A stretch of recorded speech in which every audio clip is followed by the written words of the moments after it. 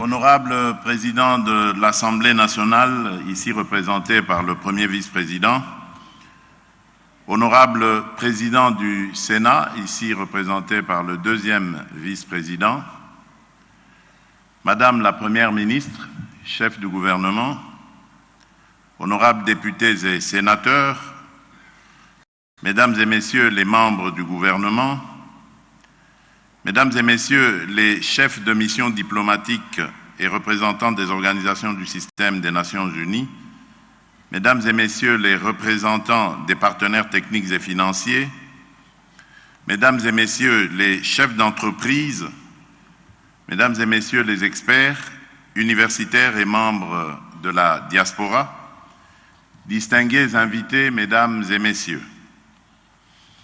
c'est avec une réelle confiance dans les capacités de notre pays que je procède ce jour à l'ouverture de la première édition de la Conférence nationale sur les infrastructures et les travaux publics.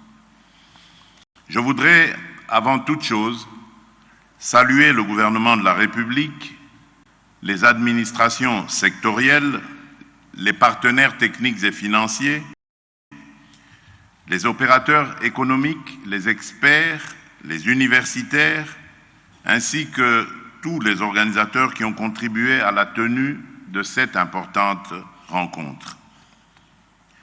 Je salue également la présence de nos compatriotes de la diaspora, dont les compétences, l'expérience et l'attachement à la nation peuvent utilement nourrir la transformation structurelle que nous voulons engager. Mesdames et Messieurs, le thème retenu pour cette conférence, Infrastructures durables et innovantes vers un système moderne et compétitif pour les infrastructures et les travaux publics en République démocratique du Congo, touche à l'une des questions les plus décisives pour l'avenir de notre pays. Car les infrastructures ne sont pas seulement une affaire de routes, de ponts, de ports, d'aéroports ou de bâtiments. Elles sont l'ossature même de l'État. Elles structurent le territoire. Elles relient les populations. Elles fluidifient les échanges. Elles soutiennent la production. Elles sécurisent l'investissement. Elles conditionnent en définitive la capacité d'une nation à transformer ses ressources en prospérité partagée. Pour un pays continent comme la République démocratique du Congo, la question des infrastructures est donc une question de souveraineté, de cohésion nationale et de compétitivité. Distingués participants, Mesdames et Messieurs, pour savoir où nous devons aller, il nous faut regarder avec lucidité d'où nous venons. Notre pays a longtemps souffert d'un déficit chronique de connectivité. L'excentricité de plusieurs de nos espaces, l'enclavement de nombreux territoires, la faiblesse du réseau routier revêtu, la dégradation des voies ferrées, le sous-équipement portuaire et fluvial, ainsi que l'insuffisance de l'offre énergétique et numérique ont freiné l'intégration du marché national, renchéri les coûts logistiques et affaibli la dynamique de production. Or, sans infrastructures adaptées, il ne peut y avoir ni essor agricole durable, ni industrialisation solide, ni émergence urbaine véritablement maîtrisée. Au cours de mon premier mandat, nous avons entrepris de stabiliser les fondations et de relancer l'action publique dans les secteurs où l'État s'était trop souvent effacé. C'est dans cet esprit que nous avons lancé le programme de développement local des 145 territoires, initiative sans précédent qui a permis de rapprocher l'action publique des populations à travers la construction d'écoles, de centres de santé, de forages ainsi que d'infrastructures de base. Cette logique était simple. Il ne saurait y avoir d'émergence nationale durable sans base territoriale solide. Malgré des contraintes budgétaires majeures, nous avons engagé la réhabilitation de plusieurs tronçons critiques, poursuivi la modernisation d'infrastructures aéroportuaires, portuaires et administratives, et réaffirmé avec constance le rôle stratégique des routes nationales en tant qu'artère de l'unité économique du pays. Mais nous devons avoir aussi la lucidité de reconnaître que l'ampleur des besoins reste considérable. C'est pourquoi le moment est venu de franchir une nouvelle étape, de changer d'échelle et d'inscrire notre action dans une dynamique plus ambitieuse, plus structurée et plus soutenue. Distingués participants, mesdames et messieurs, ma vision demeure claire. Faire des infrastructures et des travaux publics le socle de la diversification de notre économie et de l'intégration effective de notre territoire. Cette orientation s'inscrit pleinement dans le plan national stratégique de développement 2024-2028 qui place la modernisation des infrastructures au cœur de la transformation économique, sociale et territoriale de notre pays. Elle rejoint également les dynamiques africaines actuelles qui font des corridors, de l'intégration logistique, des chaînes de valeur et de la résilience climatique des priorités de premier ordre. Cette ambition repose sur plusieurs axes. Le premier est l'aménagement et la réhabilitation du réseau routier national et des voies de dessertes agricoles. Nos routes ne sont pas de simples ouvrages de circulation. Elles sont des vecteurs d'unité, des leviers de production, des instruments de présence de l'État et des supports de justice territoriale. Accélérer les travaux sur les axes structurants, désenclaver les bassins de production et améliorer la qualité de desserte rurale, c'est agir concrètement sur le coût de la vie, sur la fluidité des échanges et sur la compétitivité de notre économie. Telle est l'ambition qui guide notre action. Elle se traduit par un objectif clair, porter à 25% la part des routes nationales revêtues à l'horizon 2030.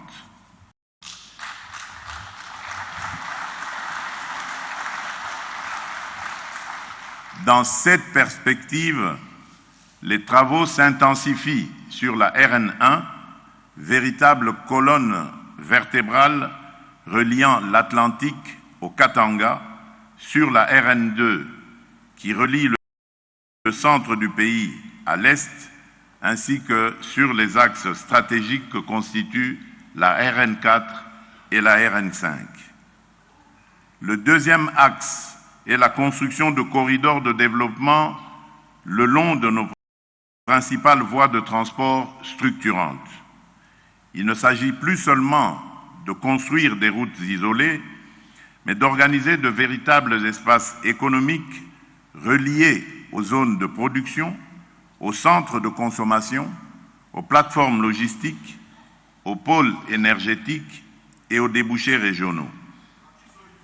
Le troisième axe est la consolidation d'un système multimodal moderne, articulant routes, rails, ports, voies fluviales, lacs et aéroports. Sur ce point, le projet du port en eau profonde de Banana revêt une importance stratégique majeure. Il a vocation à renforcer durablement l'ouverture maritime de la République démocratique du Congo, à réduire les coûts et les délais logistiques et à accroître l'attractivité commerciale du pays. Dans le même élan, la modernisation des aéroports, notamment ceux de Kisangani, de Kananga, de Mbujimayi et de Bunia, ainsi que celle des ports fluviaux et lacustres, en particulier à Kalemi et à Mbandaka, doit être poursuivie avec méthode, constance et sens de la priorité. Le quatrième axe est l'intégration des infrastructures énergétiques et numériques dans notre stratégie de connectivité. Il n'y a pas d'infrastructure moderne sans énergie fiable et accessible. Il n'y a pas de compétitivité durable sans un socle numérique solide. C'est pourquoi le déploiement de la fibre optique, l'extension des capacités de production et de distribution de l'électricité, ainsi que le soutien aux solutions énergétiques décentralisées, notamment solaires, conformément aux orientations du programme d'investissement public 2026-2028, doivent accompagner étroitement notre politique d'infrastructure pour transformer nos territoires en espaces d'opportunités. Dans cette perspective, chaque kilomètre d'infrastructure réalisé doit être pensé non seulement comme un ouvrage de desserte, mais aussi comme un levier de modernisation économique et de transformation sociale. Mesdames et messieurs, mais bâtir ne suffit plus. Il faut bâtir mieux, durablement et de façon innovante.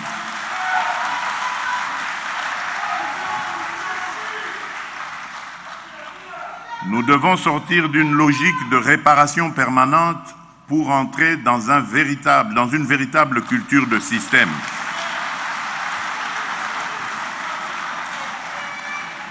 Un système qui planifie, qui norme, qui entretient, qui anticipe, qui évalue les coûts sur le cycle de vie des ouvrages. Un système enfin qui intègre les exigences du climat, de l'innovation, de la durabilité et de la compétitivité. Le changement climatique nous impose désormais de penser des infrastructures résilientes, capables de supporter des épisodes météorologiques plus extrêmes, des régimes hydrologiques plus instables et une pression accrue sur les sols et les ouvrages. La Banque mondiale appuie d'ailleurs désormais en République démocratique du Congo l'élaboration d'approches multimodales résilientes au climat et de programmes prioritaires d'investissement associés. De la même manière, nous devons mieux valoriser les matériaux locaux, promouvoir la recherche appliquée, encourager les innovations techniques adaptées à nos réalités environnementales et intégrer pleinement les outils numériques dans la conception, le suivi, la maintenance et la gestion de nos infrastructures. Cela suppose en parallèle une évolution résolue vers des normes de construction plus rigoureuses, plus durables et mieux adaptées à notre contexte national. Ma vision est de faire de la République démocratique du Congo à l'horizon 2034 un pays pleinement intégré, moderne et compétitif sur la scène continentale. Notre ambition est de transformer notre position géographique exceptionnelle en avantage stratégique décisif. Situé au cœur du continent, notre pays a vocation à devenir un grand corridor de transit entre l'océan Indien et l'océan Atlantique, mais aussi entre l'Afrique du Nord et l'Afrique australe. Cette centralité doit cesser d'être une donnée géographique passive, elle doit devenir un levier actif de richesse, d'intégration et de puissance économique. C'est dans cette perspective que nous visons la mise en place d'un système de transport intégré, fluide et performant, dans lequel les échanges pourront se déployer sans entrave de Banana à Goma, de Banana à Sakania et au-delà vers les grands espaces économiques régionaux. Cette ambition implique notamment le développement du chemin de fer à écartement standard, la montée en puissance du port en eau profonde de Banana, ainsi que l'interconnexion progressive de nos infrastructures routières, ferroviaires, fluviales et portuaires, afin de capter une part croissante des flux de marchandises et de personnes générés par la zone de libre-échange continentale africaine. Nous projetons également de développer un réseau ferroviaire moderne, à écartement standard, capable de relier nos ports fluviaux et maritimes au réseau de l'Afrique australe et de l'Afrique de l'Est. Dans cette vision, le port en eau profonde de Banana, tout comme le pont route-rail entre Kinshasa et Brazzaville, ne doivent plus être perçus comme de simples projets, mais bien comme les piliers structurants d'une économie de transit dynamique, compétitive et créatrice de valeur pour notre pays. Mesdames et messieurs les panélistes, chers participants, cette conférence ne doit pas être un exercice de plus. Elle ne doit pas être un forum d'intention. Elle doit être un moment de clarification, de méthode et de décision. J'attends de vos travaux qu'ils débouchent sur des recommandations directement opérationnelles, ainsi que sur une feuille de route claire pour la mise en œuvre de la politique nationale des infrastructures et des travaux publics. J'attends à cet effet des propositions concrètes permettant d'identifier avec précision ce qui doit être engagé à court terme, structuré à moyen terme et porté avec ambition à long terme. Pour réussir ce pari, l'implication de toutes les parties prenantes est indispensable. J'en appelle au secteur privé, national comme international, pour qu'il s'engage davantage dans le financement, la réalisation, l'entretien et l'exploitation des infrastructures structurantes dans le cadre de partenariats publics-privés équilibrés, transparents et mutuellement bénéfiques. J'en appelle à nos partenaires techniques et financiers pour qu'ils continuent d'accompagner la République démocratique du Congo dans une logique de transformation systémique, de transfert de compétences et de renforcement institutionnel. J'en appelle à notre diaspora, qui peut contribuer utilement à l'ingénierie, à l'innovation, au management des projets et à la structuration des filières techniques. J'en appelle enfin à la responsabilité de tous les acteurs politiques, sociaux et économiques. Le développement des infrastructures exige de la continuité, de la stabilité et de la cohérence. Les intérêts partisans ne peuvent l'emporter sur l'intérêt supérieur de la nation. Le temps des blocages stériles doit céder devant la culture de l'exécution.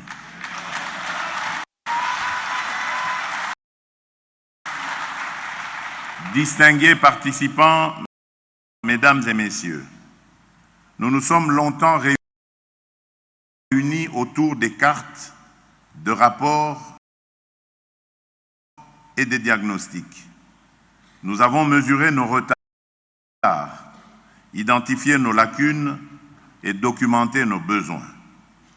Mais le développement ne se décrète pas, il se bâtit. Le béton, l'acier, le bitume, les rails, les réseaux et les ports ne sont pas de simples objets techniques. Ils sont les supports matériels de notre liberté économique. Sans routes praticables, nos productions restent enclavées. Sans port moderne, notre commerce reste captif. Sans énergie fiable, notre industrialisation demeure incertaine. Sans infrastructures entretenues, nos ambitions s'épuisent dans la répétition des urgences. C'est pourquoi, je vous le dis avec conviction, le temps du diagnostic doit désormais céder la place au temps de l'action structurée.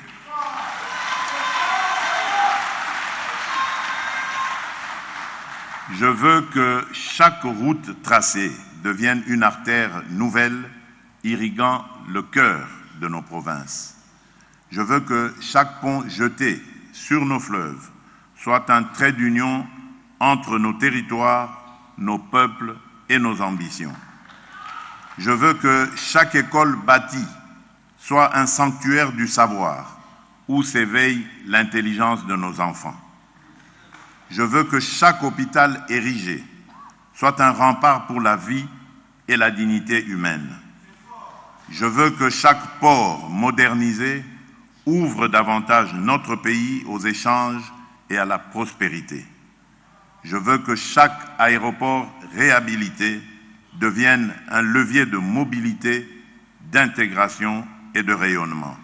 Je veux enfin et surtout que chaque infrastructure utile soit une pierre de plus posée à l'édifice de notre souveraineté économique et de notre puissance nationale. Le défi est immense, mais notre détermination l'est davantage. La République démocratique du Congo n'est pas condamnée à l'enclavement. Elle n'est pas condamnée à subir son immensité. Nous pouvons faire de notre géographie une force, de nos corridors une richesse, de nos infrastructures un levier de puissance et de notre territoire un espace mieux intégré, plus productif, plus moderne et plus compétitif. C'est à cette tâche que je vous convie, c'est à cette œuvre que j'engage le gouvernement et c'est à cette ambition que j'appelle la nation. Sur cette conviction, je déclare officiellement ouverte la conférence nationale sur les infrastructures et les travaux publics. Que Dieu bénisse la République démocratique du Congo et son peuple. Je vous remercie. C'était là le discours d'orientation du président de la République, chef de l'État, Félix Antoine Tshisekedi Tshilombo, qui vient de procéder à l'ouverture de la première édition de la conférence nationale des infrastructures et travaux publics en République de Excellence, Monsieur le Président de la République, chef de l'État, ainsi prend fin la cérémonie d'ouverture d'aujourd'hui. Il est prévu la visite des stands d'exposition dans les halls. Nous informons l'assistance qu'un cocktail sera servi aux invités. Meta, la cérémonie inaugurale de la conférence nationale sur les infrastructures et les travaux publics en RDC vient d'être donc lancée par le président de la République, chef de l'État, Félix Antoine Tshisekedi Tshilombo. Il a besoin des travaux, mais des travaux qui sont bien exécutés et qui soient durables en même temps.